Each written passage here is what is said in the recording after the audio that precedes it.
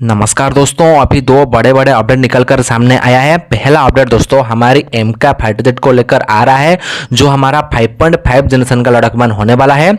उसमें लगने वाला इंटरनल बे दोस्तों आप जानते ही होंगे कि जो 5वीं पीढ़ी का लड़ाकू विमान होता है उसमें लगने वाला इंटरनल बे में ही इसका मिसाइल रहता है। और मैं आपको बता दूं कि हमारा जो भारत का एमका होने वाला है दोस्तों, उसमें लगने वाला इंटरनल बे दोस्तों वो अमेरिका का F-22 रैप्टर में लगने वाला जो इंटरनल बे है उससे बड़ा होने वाला है। ये भी बहुत ही बड़ा अपडेट है, जिसके वजह से दोस्तों हमारे जो एमका की जो इंटरनल बे है उसमें ज़्यादा मिसाइल को रखा जा सकता है। और दूसरा अपडेट है कि दोस्तों हमारे तेजस MK2 को लेकर आ रहा है। तेजस MK2 में अब एक ऐसा जिसको FOC को लगाया जा रहा है दोस्तों, यानी कि दोस्तों एक ऐसा सिस्टम है जिसके मदद से दोस्तों हमारे तेजस MK2 जो जितने भी 5th जनरेशन का चीज़ हो गया, जैसे कि लड़ाकू विमान हो गया या किसी भी स्टेल्थ मिसाइल हो गया, इन सबको आसानी के साथ ट्रैक कर पाएगा। ये दो अपडेट के ऊपर आज बात करेंगे, तो आप सबसे इतना रिक्वेस्ट करता हूं कि आप इस वीडियो को एंड तक देखिए ताकि आपको सही जानकारी। दोस्तों पहला अपडेट हमारे एमका के ऊपर आया है। एमका के ऊपर बात करते हैं। एमका को दोस्तों एडीए बना रहा है, और एडीए जब से एमका को बना है तब से कोशिश कर रहा था कि एमका में लगने वाला जो इंटरनल बे है, इंटरनल बे में दोस्तों 6 एयर टू एयर मिसाइल को रखा जाएगा, ताकि आसानी के साथ जितने भी हमारे फेसअप होने वाला है, यानी कि दोस्तों डॉग फाइट होने वाला है, जितने भी हमारे दुश्मन देश से लड़ाकू विमान से, उन सबको आसानी के साथ हरा पाए। ताकि जो 5वीं पीढ़ी का लड़ाकू विमान होता है वो स्टेल्थ होता है, उसके बाहर में अगर मिसाइल को लगाया जाएगा तो स्टेल्थी का जो स्टेल्थी होता है वो नहीं रहने वाला है।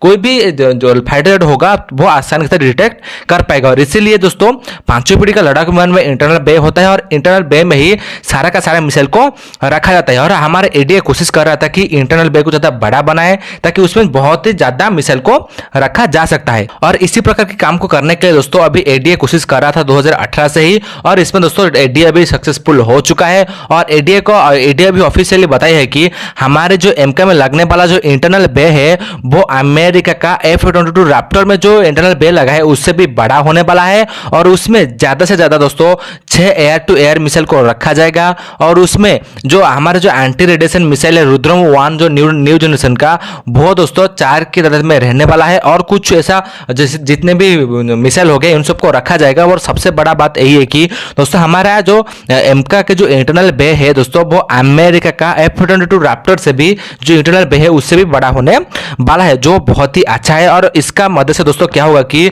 जो हमारा रुद्रम 1 जो एयर टू ग्राउंड मिसाइल है वो ज़्यादा से ज़्यादा बहुत ज़्यादा स्लिम है दोस्तों। उसका जो लॉन्ग है, लेंथ है बहुत ज़्यादा कम है, 5.5 मीटर है। उसका वेट दोस्तों 600 किलोग्राम के आसपास है, जिसके मदद से दोस्तों हमारे जो 6 एयर टू एयर मिसाइल को रखा जाने वाला था उसका प्लान भी आसानी से हो जाएगा। और अभी दोस्तों हमारा दूसरा अपडेट है। दूसरा अपडेट दोस्तों हमारे तेजस MK2 को लेकर आया है।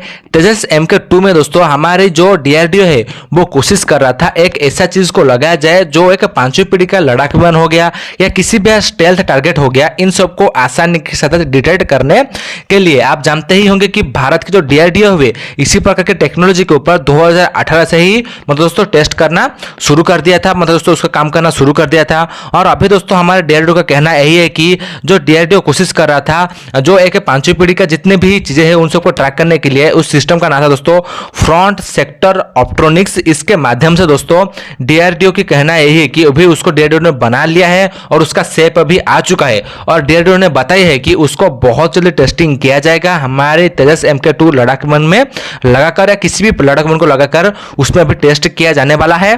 और डीआरडीओ कहना यही है कि वो जो किसी भी 5वीं पीढ़ी का लड़ाकू विमान हो गया या किसी भी स्टेल्थ चीज हो गया, इन सबको आसानी के साथ डिटेक्ट कर पाएगा। और इसी के हवाले से दोस्तों हमारे इंडियन एयरफोर्स आता है कि आप जानते ही होंगे कि हम रशिया के जो Su-30 MK है 260 से भी ज्यादा उसका इस्तेमाल करते हैं हमारे इंडियन एयरफोर्स में।